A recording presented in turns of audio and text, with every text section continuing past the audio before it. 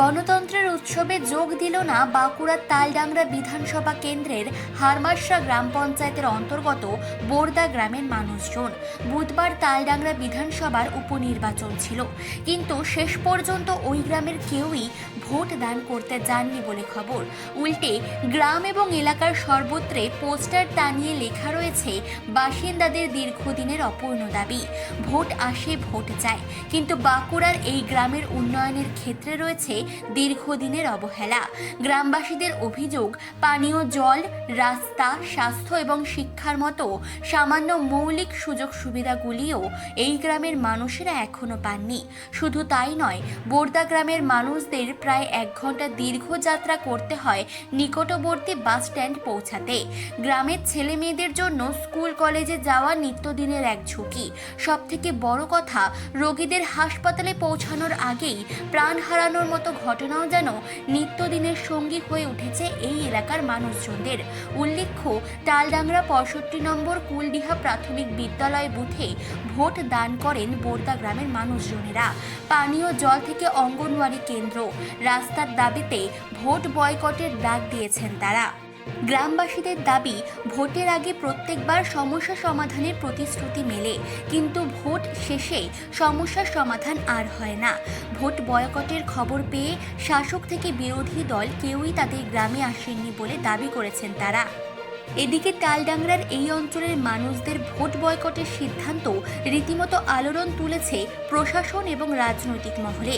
গ্রামবাসীদের দাবি পূরণের ক্ষেত্রে দ্রুত পদক্ষেপ নেওয়া জরুরি, এমনটাই মনে করছেন ওয়াকিবহল। ভোট দিতে আমাদের 3টি দাবি আছে, সেই জন্য ভোট দিতে যাইনি। ICDS স্কুল, পানীয় জল এবং রাস্তা। কি পরিস্থিতি পানীয় জলের? কি পানীয় জল আমাদের টিউবওয়েল 2-3টে আছে, কিন্তু পানীয় জল স্বচ্ছ দেয় না। কেন পাইপলাইনের কল নেই? না, পাইপলাইনের কোনো কল নেই। ICDS সেন্টারের কি অবস্থা রয়েছে? ICDS সেন্টার আমাদের নাই। ঝড়ে সাপের কামড় খেয়ে কে ভোট দিতে যাবে? পানীয় জলেরও কোনো ব্যবস্থা নাই সেরকম। 3টা কল আছে, একটা কলে জল পড়বে আর বাকি কলগুলো ভালো করে জল পড়বে না। সরকারি নলকূপ?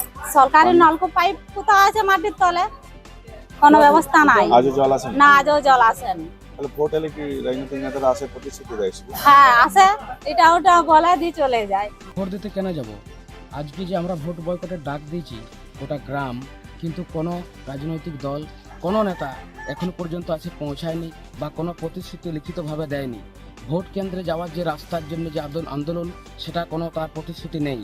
পানীয় জলের ব্যবস্থা নেই, ICDS স্কুল নেই। এই যে সমস্ত বিষয়গুলো নিয়ে আমরা আজ এতদিন ধরে শোষিত বঞ্চিত হয়ে পড়ে রয়েছে এই গ্রাম।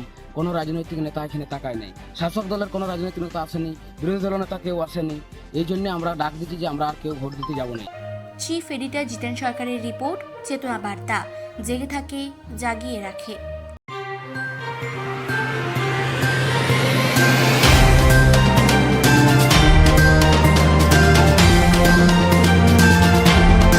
চেতনা বার্তা, জেগে থাকে, জাগিয়ে রাখে।